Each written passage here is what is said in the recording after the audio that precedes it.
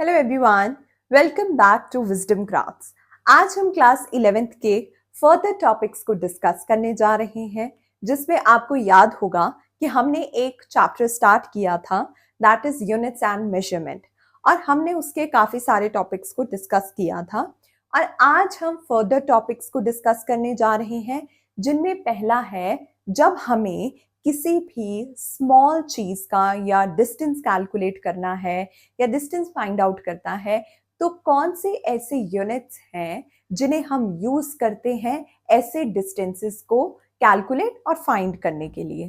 तो पहला स्टूडेंट्स, हमारे पास जो पहला यूनिट है जो हम यूज करते हैं बहुत स्मॉल डिस्टेंसेस के लिए, that is first is Fermi. अगर आपने वर्ड सुना होगा फर्मी, तो मैं आपको बता दूं स्टूडेंट्स, ये जो फर्मी है हमारे पास, ये फर्मी हमेशा न्यूक्लियर साइजेस को कैलकुलेट और फाइंड आउट करने के लिए यूज किया जाता है।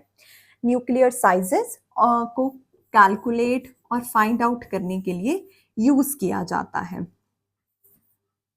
सॉरी, न्यूक्लियर साइजेस को। अगर हम इसकी बात करते हैं कि इसकी वैल्यूज क्या है, मतलब हम कैलकुलेट कैसे कर पाएंगे, तो मैं आपको पहले ही बता दूं कि अगर हम फर्मी को लिखना चाहते हैं तो वन फर्मी, और इसको हम एफएम से डिनोट कर देते हैं, और वन फर्मी हमारे पास 10 टू पावर -15 मीटर आ जाता है। तो ये हमारे पास वन फर्मी की वैल्यू होती है फॉर न्यूक्लियर साइजेस के लिए। अब आपको पता है न्यूक्लियर साइजेस काफी स्मॉल साइजेस की बात हो गई, तो उसके लिए हम ये फर्मी यूज करते हैं। अब सेकंड बात करते हैं एंगस्ट्रॉम की। एंगस्ट्रॉम की, अब ये एंगस्ट्रॉम किस लिए यूज किया जाता है? फर्मी तो हमने देख लिया कि ये न्यूक्लियर साइजेस के लिए था, अब ये एंगस्ट्रॉम किसके लिए है? तो ये हमारे पास लाइट की वेवलेंथ को फाइंड आउट करने में हेल्प करता है। किसकी वेवलेंथ को? लाइट की वेवलेंथ को फाइंड आउट करने के लिए हेल्प करता है। अब ये इक्वल किसके होता है और ये मतलब यूज कैसे किया जाता है, मतलब इनकी वैल्यू क्या होती है? तो मैं आपको बता दूं कि ये जो हमारे पास है, हम इसे लिखते कैसे हैं? हम इसे वन एंगस्ट्रॉम की तरह लिखते हैं। ये एंगस्ट्रॉम ऐसे लिखा जाता है। अगर इसकी वैल्यू की मैं बात करूं हूं मीटर्स में, तो ये हमारे पास होता है 10 टू पावर -10 मीटर। और अगर मैं बात करती हूँ सेंटीमीटर्स में, तो ये हमारे पास होता है 10 टू पावर -8 सेंटीमीटर में। तो हमारे पास one angstrom is equals to 10 to power -10 metre आता है, और अगर सेंटीमीटर में आप लिखना चाहते हैं तो 10 टू पावर -8 सेंटीमीटर आता है। तो ये हमारे पास एंगस्ट्रॉम हो गया। वो थे हमारे पास दो यूनिट्स। अब तीसरे यूनिट की बात करते हैं। तीसरा यूनिट है नैनोमीटर। नैनोमीटर। अब आप पूछेंगे कि नैनोमीटर ये वाला यूनिट हम कहाँ यूज करते हैं? तो नैनोमीटर हम सेम लाइट की वेवलेंथ को कैलकुलेट करने के लिए और लेंथ की वेवलेंथ को फाइंड आउट करने के लिए हम यूज करते हैं। अब इसका वैल्यू क्या होता है? 1 nanometre is equals to 10 to power -9 metre. 9 से नैनोमीटर से 9 आप याद रख सकते हैं, जैसे मैंने याद रखा है। So 1 nanometre is equals to -9 metre. Okay, अब हमारे पास एक और आ जाता है, that is micron. Micron, that ये लास्ट है हमारे पास स्मॉल डिस्टेंसेस के लिए, माइक्रोन। अगर आपने माइक्रोन नहीं सुना होगा तो आपने एक वर्ड बहुत बार सुना होगा, दैट इज माइक्रोमीटर, राइट? तो हम इसे लिखते कैसे हैं? माइक्रोमीटर भी बहुत स्मॉल डिस्टेंसेस को कैलकुलेट और फाइंड आउट करने के लिए यूज किया जाता है, और इसके वैल्यू हम कैसे लिखते हैं? 1 माइक्रोमीटर, माइक्रो के लिए हम ऐसे लिख देते हैं, that is equals to 10 to power -6 metre. तो ये हमारे लिए माइक्रोमीटर हो गया। ये थे हमारे पास कुछ 4 प्रैक्टिकल यूनिट्स स्मॉल डिस्टेंसेस को कैलकुलेट करने के लिए।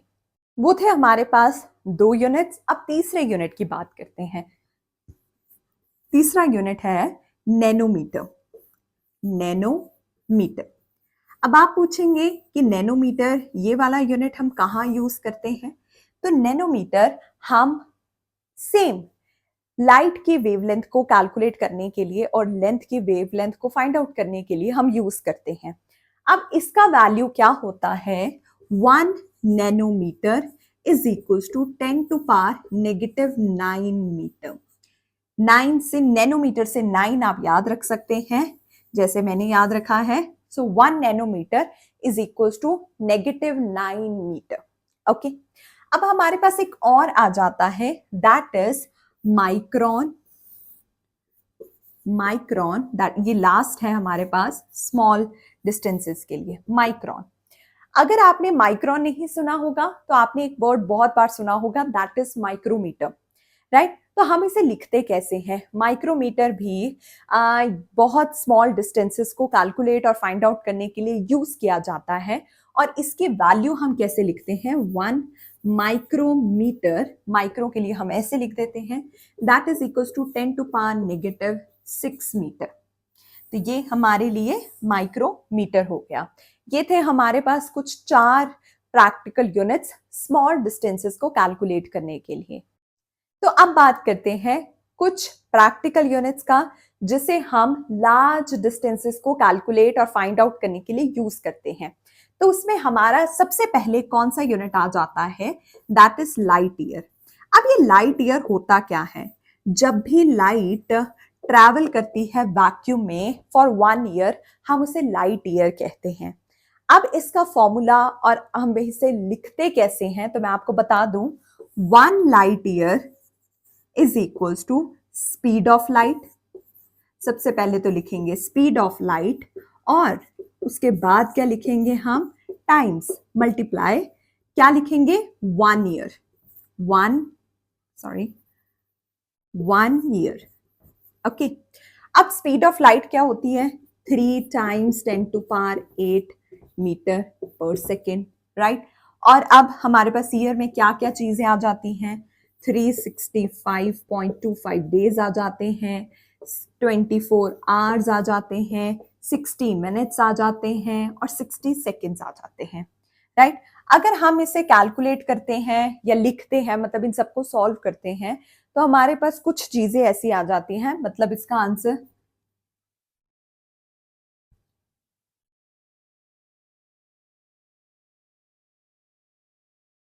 तो अगर हम इन सबको सॉल्व करते हैं तो हमारे पास वैल्यू क्या आ जाती है, that is 9.467 times 10 to power negative 15। तो ये हमारे पास 1 लाइट ईयर आ जाता है। अब सेकंड है हमारे पास एस्ट्रोनॉमिकल यूनिट। अब ये एस्ट्रोनॉमिकल यूनिट होता क्या है, ये एस्ट्रोनॉमिकल यूनिट एक ऐसा यूनिट है जो हमें डिफाइन करता है mean distance between earth and sun. Mean distance between earth and sun. अगर हम लिखना चाहते हैं 1 एस्ट्रोनॉमिकल यूनिट को, तो हम कैसे लिख पाते हैं, 1 astronomical unit is equal to 1.496 times 10 to power 11 metre. मैं आपको बता दूं, कई बुक्स में या इंटरनेट पर भी आप देख सकते हैं कि कई बार 1 एस्ट्रोनॉमिकल यूनिट को 1.5 टाइम्स 10 टू पावर 11 भी दिया जाता है। तो आप कंफ्यूज ना होना वहां पर, तो ये दोनों ही सही हो जाते हैं। तो ये है हमारे पास एस्ट्रोनॉमिकल यूनिट।